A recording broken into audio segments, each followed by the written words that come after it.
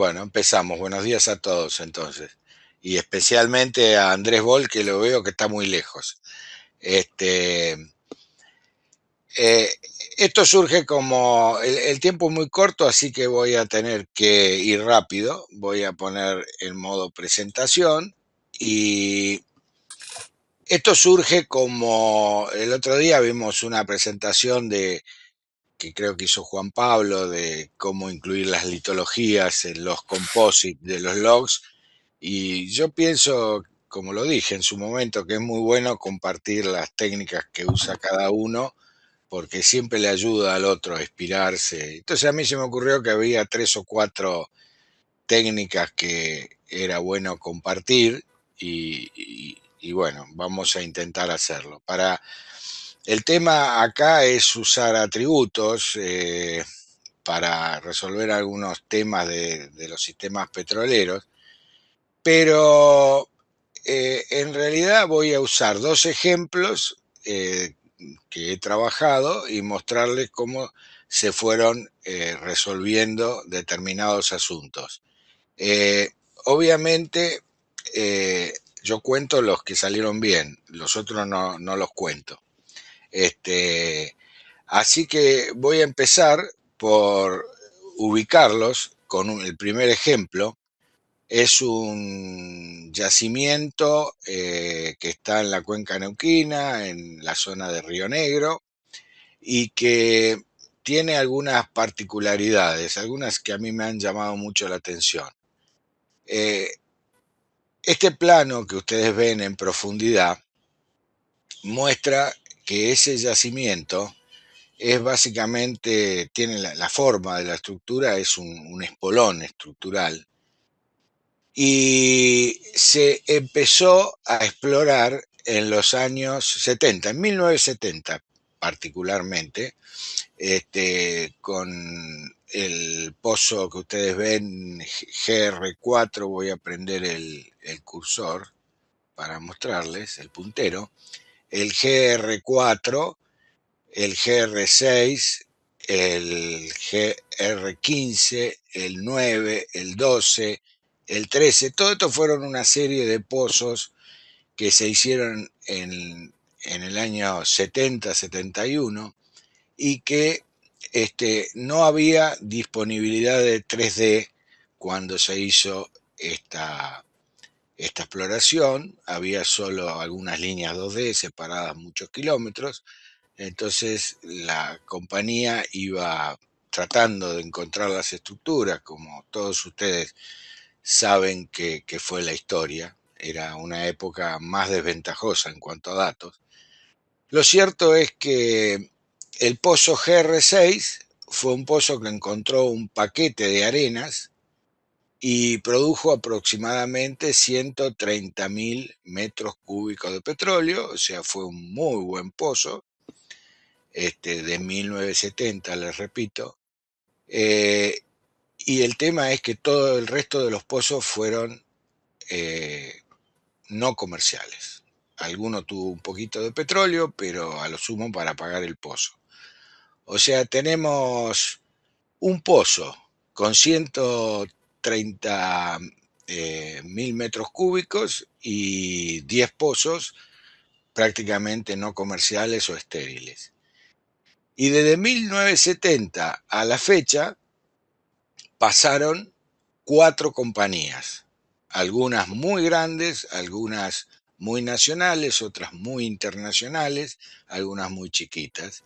Y las cuatro compañías intentaron resolver este asunto de cómo era posible que un solo pozo haya producido 130.000 metros en este tipo de estructura que se ve en este plano, que creo que es una estructura bastante clara.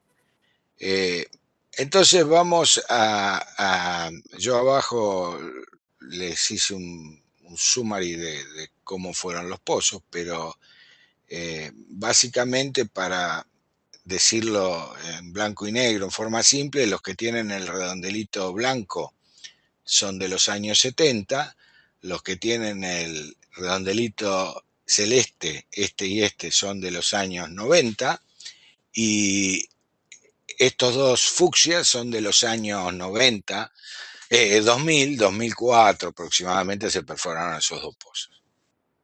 O sea que han pasado 50 años desde el pozo exitoso y todavía no hay una imagen clara de qué pasó aquí. Y hay muchos yacimientos en las distintas cuencas que están en esta situación. Lo primero que pasó fue que una de las compañías internacionales que vino asumió que el petróleo había migrado up deep hacia esta estructura que se ve contra la gran falla, se llama la falla de Roca. Y entonces fue y perforó estos dos pozos que están en celeste, aunque es difícil explicar que en esta parte de la estructura tan bajo haya producido 130.000 metros. Entonces, lo primero que vamos a hacer va a ser atacar estos dos pozos para intentar entender en un segundo, porque el tiempo es corto, qué pasó. Dejar el concepto nada más. En el próximo slide se muestra esa estructura y estos son los dos pozos, uno desviado, pero la estructura es muy grande y tiene cierre contra falla y está muy claro. Cuando uno horizontaliza a un nivel cercano en tiempo a lo que fue la migración de petróleo desde la roca madre, que en este caso debería ser los molles, encuentra que horizontalizando, en este caso a Loma Montosa, no hay estructura. Y encuentra una suave pendiente para los niveles productivos que son el tope de Tordillo, una suave pendiente hacia el este. Esta es la traza de la línea. Entonces, estos dos pozos habían sido perforados en una estructura que no existía al tiempo de disponibilidad de petróleo. Entonces, una vez demostrado eso, surgió la idea de pensar que había algún tipo de pinch out, algún tipo de entrampamiento estratigráfico, y les decía que un compañero definió esta base discordante, donde ustedes ven que los punzados que produjeron el petróleo están bien definidos por esa base, pero los perfiles son muy pobres, solo hay SP y resistividad. Entonces, esta cross-section con este pinch out determinado no deja de ser una teoría. Es muy difícil con tan pobres perfiles definir una zona así. Entonces ahí surgió la idea de utilizar algún método para visualizar mejor cómo era la distribución de ese paquete de arenas. El paquete de arenas es este paquetito de arenas que ven ahí entre el tope de Tordillo y esa base discordante que se llama BCS y que son intercalaciones de arena, pelita, arena, pelita. Tiene unos 10, 12 metros de espesor. Y bueno, el tema es cómo definirlo. Cuando ustedes lo ven de acuerdo a los pozos que se hicieron, se pensó que ese paquete de arenas era continuo en el espacio, pero evidentemente los pozos indican que no. También podría hacer un pinch out en la dirección, en este caso es un solo pozo, hacia la derecha o hacia la izquierda. Así que la idea fue usar los datos 3D para tratar de colaborar con esto, y este sería el paquete, es medio valle en datos sísmicos, muy difícil ver algo con los datos sísmicos tradicionales, con el modelo de interferencia. Entonces una cosa que se hizo fue usar la impedancia acústica relativa.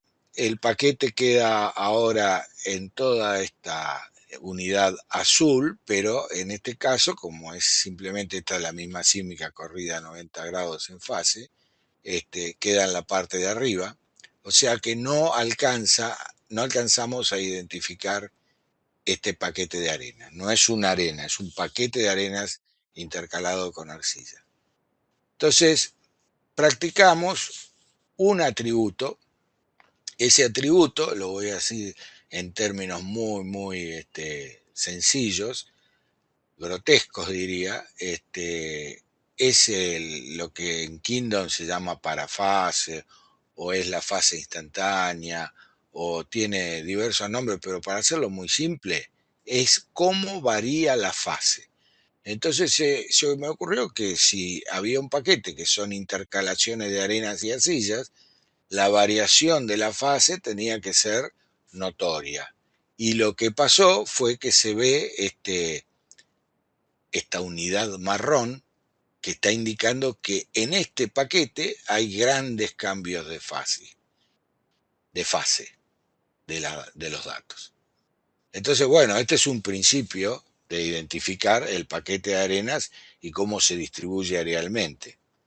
Lo próximo fue verificar qué pasaba en ese paquete de arenas en los pozos. Y lo más interesante que se vio, obviamente el paquete de arenas está acá, tenemos que mirar en esta secuencia que está picada en forma muy precisa, en forma automática. Yo no sé si ustedes lo verán, pero se ve un cierto acomodamiento o arreglo de posicional que me dio la pista de pensar que por ahí la base de ese arreglo de posicional es la famosa base discordante de ese paquete que estamos viendo, y se me ocurrió interpretarlo de esta manera. De manera de cumplir con la base discordante en los pozos y de cumplir con los datos que me muestra el atributo. Y se llega a esta geometría que es bastante interesante. Entonces, siguiendo con la presentación, lo próximo fue visualizar a ver qué pasa en el resto de los pozos. Acá tienen el 12 y el 6, el 15 y el ANX1, el 9 y el RGX1. Y acá tienen el paquete de arena. En el 6 se ve espectacular y en el 12, que fue un pozo malo, no se ve que esté ese paquete de arena. En el AN1 se ve una pizca, se podría decir, y en el 15 no se ve. Bueno, para no hacerla muy largo, en todos los pozos se cumple que este atributo muestra la variación de fase que indica dónde está el paquete de arenas y dónde no está. Se hizo un mapa, entonces, en base a ese atributo que muestre ese espesor de arena, y se encontró que si el LKO o el Lowest Known Oil está en menos 1690, tenemos un límite para la presencia de esa arena que está bastante claro y que muestra que solo el pozo productor está bien ubicado en esas arenas. El resto está en forma en el borde, tuvo un poquito de petróleo, pero no más que eso. Y explica también que si uno piensa en la migración de petróleo de ese paquete de arenas, buzamiento arriba, eso no podría ser porque ese paquete de arenas no está disponible en esa zona. Entonces, con este ayudita del atributo hemos podido mapear mejor el tope del reservorio. Hemos podido visualizar el espesor del reservorio. Hemos podido ver la posible migración al sudoeste del reservorio, que fue siempre un tema durante 50 años que nos complicaba. Y hemos hablado también del timing de las estructuras en el sudoeste no presentes. O sea, con un pequeño atributo pudimos ayudar o colaborar a que se resuelva este tema. Por otro lado, les quiero mostrar otro ejemplo, porque ese es un ejemplo de yacimientos convencionales. Ahora les quiero mostrar un ejemplo muy simple de un yacimiento no convencional. Este es un composite de un pozo vertical no convencional. Este es el tope de Quintuco Vaca Muerta. Por aquí está la base de Quintuco de Vaca Muerta. Con todo este composite está hecho con todos los perfiles, con la saturación de petróleo, de agua, litologías por log análisis, Young, Poisson, y las litologías de MATLOGING, que yo las uso en forma distinta a las que mostró Juan Pablo, pero el concepto es el mismo. Y tengo un PLT que refleja todo lo que estos punzados pudieron testear en el campo. Se supone que la idea de hacer un pozo horizontal en una distribución estratigráfica como la que tiene Vaca Muerta es atravesar con una rama horizontal perpendicular a la figura una de estas unidades coloreadas en este esquema que yo tengo acá. Por ejemplo, la naranja, atravesar y navegarla perpendicularmente. Entonces, en este ambiente tan complicado, la correlación es fundamental. Y yo tenía un pozo ubicado a 15 kilómetros del pozo en cuestión que quería correlacionar, y llevar los system tracks, las unidades definidas como de mayor interés en este pozo ya perforado hace 2 o 3 años, al nuevo pozo, era un verdadero desafío. Y para eso hubo que usar un par de líneas 2D y 2 3D disponibles, y correlacionar usando un atributo que es el Average Energy, que es un atributo bastante común también, pero que divide en fajas de mayor energía y permite correlacionar las secuencias, porque esto yo les tengo que decir, mi conclusión es que no se puede correlacionar usando solo perfiles de pozo. Tengan los perfiles de pozo que tengan, es imposible si uno no tiene un marco que le ayude a poner en sintonía dónde está el evento que debe buscar en los perfiles. Entonces, esto es otro ejemplo, así que la idea es que los atributos se pueden usar para cosas muy simples, entre ellas analizar los componentes del sistema petrolero, pero no como el atributo que va a resolver una cosa espectacular, sino algo más humilde, resolver cositas todos los días que nos permitan avanzar en los proyectos. Y eso es básicamente lo que les quería contar, que es una buena práctica, que me parece que podría servirles a otros. Y eso es todo. Bueno, muchas gracias, Víctor. No sé si estamos con algunas preguntas. Quien quiera se puede desmutear y bueno, nos hace nos hace una pregunta a Víctor, si ¿Qué tienen tal? alguna. ¿Qué tal, Víctor? Buen día, Hola. Alejandro Cancini.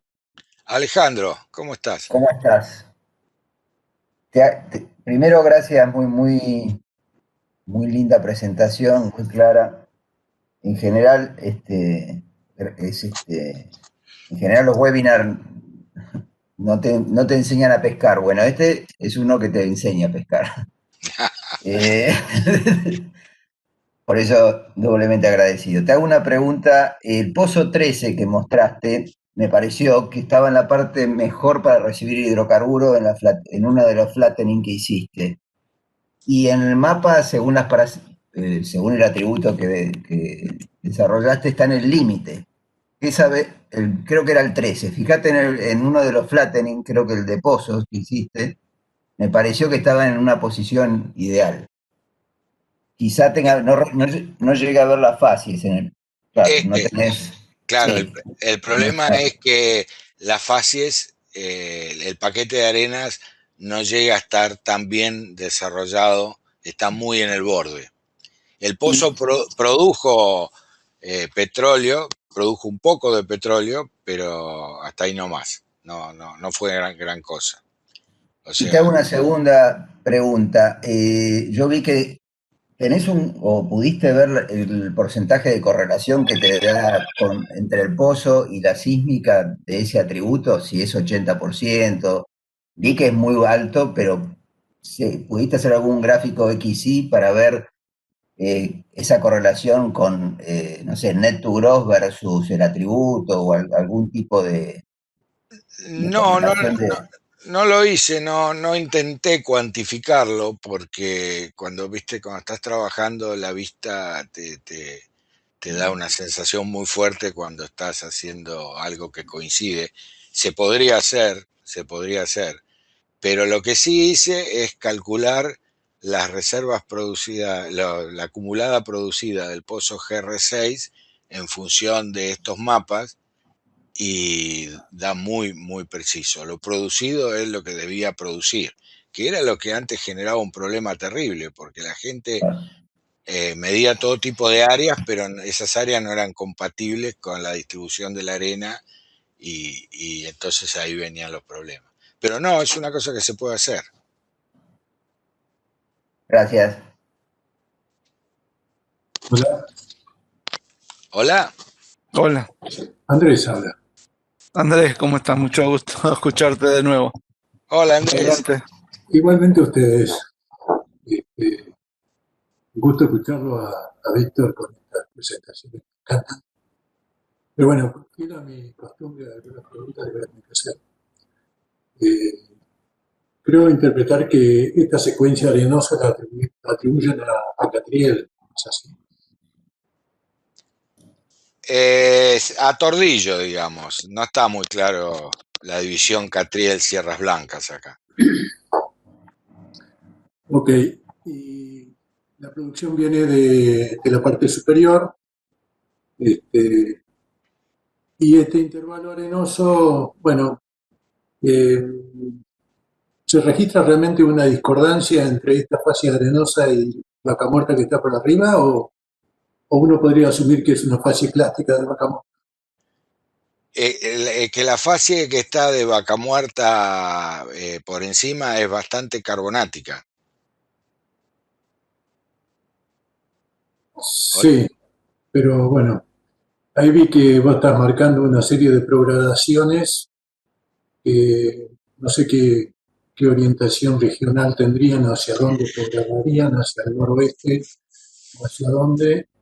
Y bueno, mi curiosidad era si podía ser una secuencia pasar la arenosa de Vaca Muerta, como se ve en otras partes de la cuenca, y que acá estuviera presente. Mirá, no te puedo decir que no, podría ser. El tema es que yo me sorprendí viendo ese tipo de programaciones.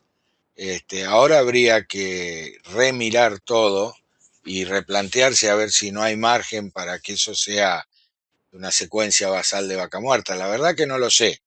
Lo que alcancé a resolver es que esa distribución de arenas no es homogénea y que darle una explicación a la producción del pozo y a los volúmenes producidos. Mucho más de eso no llegué, porque pensá que han pasado 50 años sin avance y con 4 compañías que gastaron 25 millones de dólares haciendo pozos acá.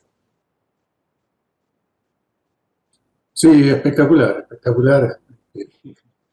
Eh, la verdad que estas técnicas son fantásticas, ¿no? Para entender los sistemas petroleros y factores de tratamiento que se dificultan.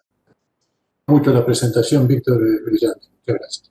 Bueno, te invito a que resolvamos el próximo entonces. Si es vaca muerta o es Catriel o qué pasa. Bueno, con mucho gusto. Me encantan estas cosas, así que con todo gusto. Bueno, muchísimas gracias. Vamos a cerrar entonces. Víctor, gracias de nuevo. Y nos volvemos a ver cuando alguno de ustedes nos proponga otra charla. Bueno, abrazos a todos. Muchas gracias, adiós. Felicitaciones, Víctor. Gracias.